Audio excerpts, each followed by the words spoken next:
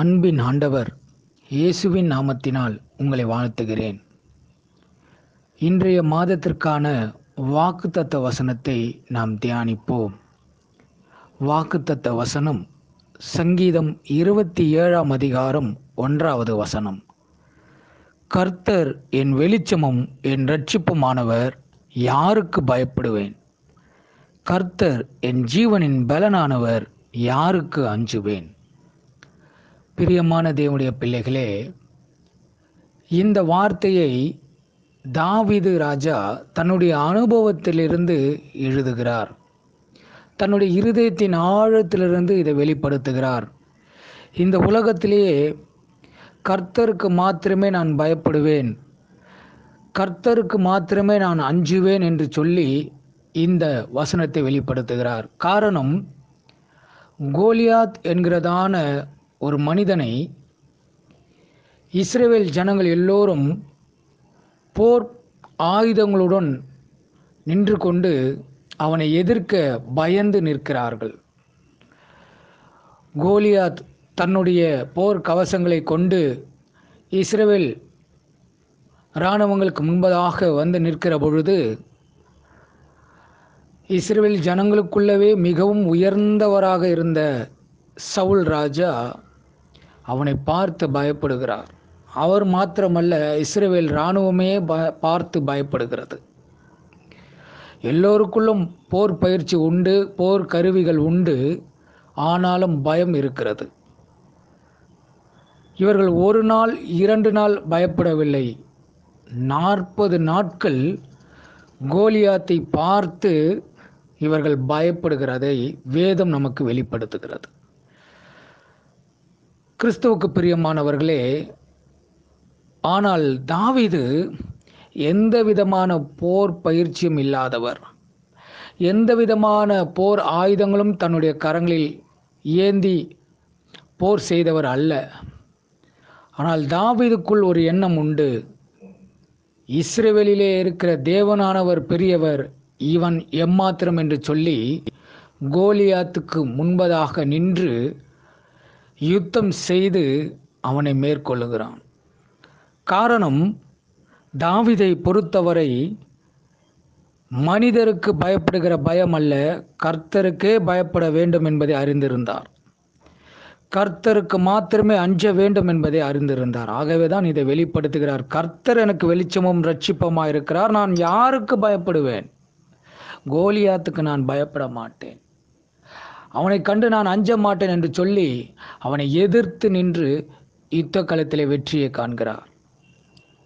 பிரியமான தேவனுடைய பிள்ளைகளே, இந்த வார்த்தையை கேட்டுக்கொண்டிருக்கிற என் அன்பு சகோதரனே, சகோதரியே, உங்களுடைய வாழ்க்கையிலே ஒரு பெரிய பிரச்சனைகள் இருக்கலாம், மலை போன்ற பிரச்சனைகள் இருக்கலாம், கடன் தொல்லைகள் இருக்கலாம், வியாதியின் படுக்கையில் இருக்கலாம், அல்லது ஏதோ ஒன்று வேலையில்லாத பிரச்சனை, திருமணத்திற்காக காத்து கொண்டிருக்கிற காரியங்கள், வீடு கட்டி கொண்டிருக்கிற போது அதை முடிக்க முடியாமல் தவித்து கொண்டிருக்கிற தவிப்புகள் எதுவாக வேண்டுமானாலும் இருக்கலாம்.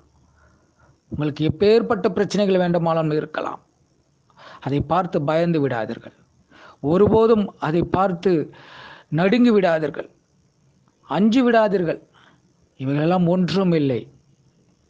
ஏனென்றால் இவைகளை பார்க்கிலும் உங்களுக்குள் இருக்கிறவர் பெரியவர். இஸ்ரவேல் இராணுவமே பார்த்து நடுங்கி நின்றது. ஆனால் எந்த இராணுவ பயிற்சியும் இல்லாத தாவீது மேற்கொள்கிறார். காரணம், தாவீதோடு தேவன் இருந்தார், தாவீதோடு சர்வ வல்லமை உள்ளவர் இருந்தார். ஆகவே அவரால் வெற்றி கொள்ள முடிந்தது. அதே போன்று நமக்குள்ளும், இந்த உலகத்தில் இருக்கிறவர்களை பார்க்கிலும் நமக்குள் இருக்கிறவர் பெரியவர். அவர் சர்வ வல்லமை உள்ள தேவனாய் இருக்கிறார். அவரால் செய்ய முடியாத காரியம் ஒன்றும் இல்லை, ஒன்றும் இல்லை. ஆண்டவர் சொல்லுகிறார், மலை போன்ற பிரச்சனைகள் இருந்தால், கடுகளவு உங்களுக்கு விசுவாசம் இருக்குமானால் அவைகளை மேற்கொள்ள முடியும் என்று சொல்லுகிறார். பிரியமானவர்களே, இந்த வசனத்தை நீங்கள் பிடித்து கொண்டு ஜெபித்து பாருங்கள். உங்களுக்கு எப்பேற்பட்ட பிரச்சனை ஆனாலும் இந்த மாதம் முடிவதற்குள் அந்த பிரச்சனைகள் உங்களை விட்டு அகன்று ஓடிவிடும். நிச்சயமாகவே வேதம் சொல்கிறது, எல்லாவற்றிற்கும் ஒரு முடிவு உண்டு, உன் நம்பிக்கை வீண் போகாது என்று சொல்கிறது. கிறிஸ்துவுக்கு பிரியமானவர்களே, பாரத்தோடு இருக்கிறவர்களே, கண்ணீரோடு இருக்கிறவர்களே, இந்த வசனம் நிச்சயமாக உங்களை தேற்றுகிறது. உங்களுக்கான வார்த்தை இது. கர்த்தரே உங்களுக்கு வெளிச்சமும் இரட்சிப்புமானவர், கர்த்தரே உங்களுக்கு ஜீவனானவர், கர்த்தரே உங்களுக்கு பலனானவர். நீங்கள் யாருக்கும் பயப்படவும் யாருக்கும் அஞ்சவும் தேவையில்லை. ஒரு எல்லா காரியத்தையும் கர்த்தர் நிச்சயமாக வெற்றியாக மாற்றிக் கொடுப்பார். நிச்சயமாகவே வெற்றியாக மாற்றிக் கொடுப்பார். இந்த மாதத்தில் ஒரு புதிய அற்புதத்தை நீங்கள் காண்பீர்கள். இந்த வசனத்தை வைத்துக்கொண்டு நீங்கள் ஜெபித்து பாருங்கள். உங்களுடைய வாழ்க்கையில் நிச்சயமாகவே ஒரு அற்புதம் நடக்கும் என்று நான் விசுவாசிக்கிறேன். நான் நம்புகிறேன். உங்களுடைய வாழ்க்கையில் நிச்சயமாகவே ஒரு அதிசயம் நடக்கும். கர்த்தர் உங்களோடு கூட இருப்பாராக. உங்கள் யாவரையும் ஆசீர்வதிப்பாராக. இந்த மாதம் முழுவதுமாக உங்களுடைய தேவைகளை சந்திக்கப்படட்டும். நிச்சயமாகவே சந்திக்கப்படும். கர்த்தர் உங்களோடு கூட இருப்பாராக. நாம் ஜெபிப்போம். எங்களை அதிகமாக நேசிக்கிற எங்கள் அன்பின் நல்ல ஆண்டவரே, ஆசீர்வதிக்கப்பட்டதான நல்ல நாளுக்காக ஸ்தோத்திரம். இந்த மாதத்து முதல் நாளிலே உம்முடைய வார்த்தையினுடைய வல்லமையை நாங்கள் புரிந்து கொள்ளும்படியாக இந்த வாக்குத்தத்த வசனத்தை எங்களுக்கு நீர் கொடுத்திருக்கிறீர். அதற்காக ஸ்தோத்திரம், ஸ்தோத்திரம், ஸ்தோத்திரம் ஆண்டவரே. இந்த வசனத்தை நாங்கள் பிடித்து கொண்டு செபிக்கிறோம்.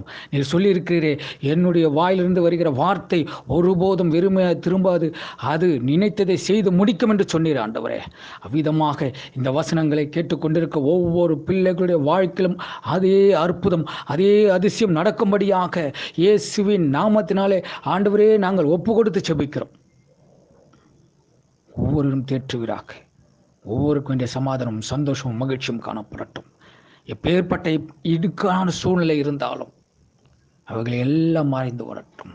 தடைகளை உடைக்கிறவர் எங்களோடு கூட நீர் இருக்கிறீர் என்பதை நாங்கள் விசுவாசிக்கிறோம் ஆண்டவரே, விசுவாசிக்கிறோம். இந்த வாக்குத்தத்தத்தை கேட்டுக்கொண்டிருக்கிற ஒவ்வொரு பிள்ளைகளுடைய வாழ்க்கையிலும் இந்த மாதத்திலே ஒரு அற்புதத்தை அவர்கள் காண்கிற வண்ணமாக இருக்கும்படியாகவும், அவர்கள் உமக்காய் சாட்சி சொல்லுகிறவர்களாக மாறும்படியாக இயேசுவின் நாமத்தில் நாங்கள் வாழ்த்தி உம்முடைய வல்லமையை கொண்டு நாங்கள் ஒப்பு கொடுத்து ஜெபிக்கிறோம் ஆண்டவரே, ஒப்பு கொடுத்து ஜெபிக்கிறோம். நீர் பெரியவர், பெரிய காரியங்களை செய்வீராக, அற்புதத்தை செய்வீராக. நாங்கள் விசுவாசிக்கிறோம். நீர் மாத்திரம் மகிமைப்படுவீராக. எல்லா துதிகன மகிமை ஸ்தோத்திரம் புகழ்ச்சி உமக்கு இயேசுவின் மூலமாக வேண்டுகிறோம் எங்கள் நல்ல பிதாவே. ஆமேன், ஆமேன், ஆமேன்.